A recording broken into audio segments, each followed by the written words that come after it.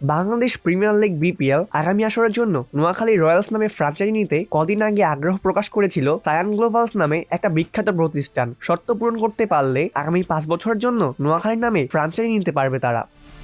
শর্ত পূরণ করে যদি অন্য কেউ চাইলেও নোয়াখালীর ফ্র্যাঞ্চাইজির মালিকানা নিতে পারে।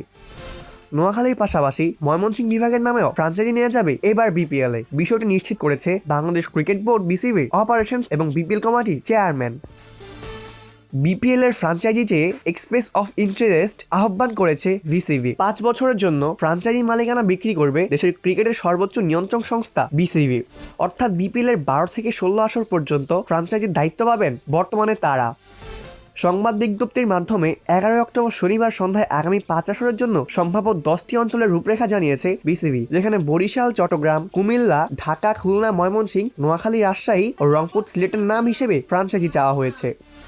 প্রথমবারের মতো সম্ভাব্য ফ্র্যাঞ্চাইজি তালিকায় যুক্ত হয়েছে নোয়াখালী ও ময়মনসিংহ। বাকি 8টি অঞ্চলের সবগুলো বিপিএল এ অন্তত একবার হলেও অংশগ্রহণ করেছে। 2026 বিপিএল এর জন্য 5টি ফ্র্যাঞ্চাইজি চেয়েছে বিসিবি। আগ্রহী প্রতিষ্ঠানগুলোর আর্থিক সক্ষমতা, ভাবমূর্তি ও টুর্নামেন্টের দীর্ঘমেয়াদী ভাবনার সঙ্গে সামঞ্জস্যের ভিত্তিতে মালিকানা চূড়ান্ত করবে তারা। এই প্রসঙ্গে গণমাধ্যমের সঙ্গে আলাপকালে ইফতেখার রহমান মিঠু বলেন, আমরা 10টা অঞ্চলের নাম বলেছি, তবে এবার সময় যেহেতু কম তাই অন্তত 5টা দল নিয়ে আয়োজনের পরিকল্পনা করছি। বলছি না 6 বা 7টা দল হবে না, কিন্তু আমাদের প্রাধান্য 5টি দল নিয়েই টুর্নামেন্ট শেষ করা। আগের বিপিএল এর ফ্র্যাঞ্চাইজি নিয়ে যে কঠোর সমস্যা হয়েছিল, এবার আমরা কঠোর থাকবো। ফাইন্যান্সিয়ালি দিক ঠিক না থাকলে কিংবা ম্যানেজমেন্ট দুর্বল হলে বড় প্রতিষ্ঠান হলেও ফ্র্যাঞ্চাইজি দেওয়া হবে না। ফাইন্যান্স আর ক্রিকেট ম্যানেজমেন্ট দুটোই এবার কঠোরভাবে যাচাই করা হবে।